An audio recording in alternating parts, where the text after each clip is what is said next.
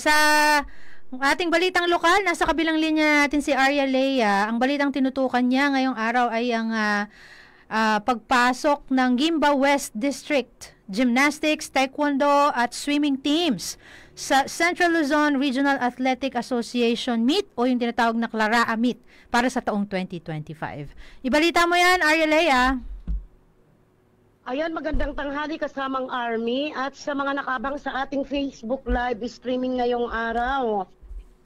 Pasok sa paparating na Clara 2025 ang kupunan ng mga batang atleta o manlalaro mula sa Gimba West District Team na nakapag-uwi ng medalyas tapos na Provincial Athletic Meet 20 sa loob ng palayan nito lamang buwang kasalukuyan. Ayon kay Ginoong Danny Briones, ang District Sports Coordinator ng buong Gimba West District, sigurado na ang kanilang gymnastic mula sa Narbacandos Elementary School na nakapag-uwi ng gintong medalya bilang team champion sa floor exercise, beam balance at individual all-around sa gabay ng kanilang coach na si Jerby at Rizalyn Mariano. Gintong medalya rin ang naiuwi ni Nash Marvy Mansano ng Manggang Marikit Elementary School mula sa larong Taekwondo Elementary Boys Category 1 sa katatapos na championship finals nito lamang Biyernes at 13 buwang kasalukuyan.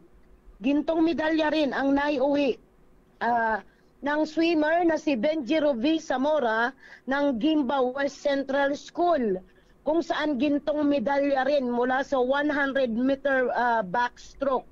Dagdag pa ni Ginoong Danny Briones, ang kanilang kupunan sa larangan ng track and field na 1,500-meter run at triple jump ay wala pang announcement kung papasok sa Clara 2025 sa kabila ng pagkakapanalo ni Daniel Villamarso sa 1,500-meter run mula Narbacandos Elementary School at ni Hilarious Linsangan sa triple jump mula sa Katimon Elementary School.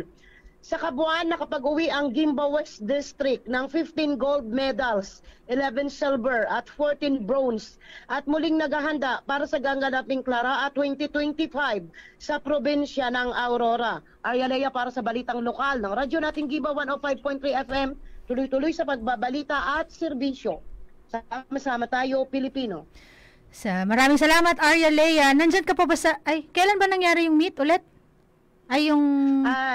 Natapos na ba? Noong December 9, kasamang Army sa Palayan. So yung from dun sa provincial meet, nga pala, dito na sila susunod sa Clara. Yeah. Oo. Sige, ipaabot mo na lang ang ating congratulations sa ating mga atleta mula sa Gimba West District. Sa ibang schools ba may pumasok? Kasamang Army, mayroon tayong nakuhang report mula sa Gimba East District. Kaso hindi pa confirm yung papasok sa Clara. At itong Bloon, nakapag-uwi sila ng 6 na gold medal sa swimming, hindi pa rin natin tukoy kung papasok sila sa Clara. Kasama ng Santo Niño Star Bright Montessori School na nakakuha ng gold para sa larong table tennis. Alam ko kasi dyan merong ranking yan para makapasok ka sa susunod ng mga regional meets and national meets. Anyway, medyo wala na tayong oras pero congratulations, pakipaabot na lang din sa ating mga atleta at sa mga pamunuan ng Gimba West District na isang mainit na pagbati. Yes, sa kanilang naging tagumpay. At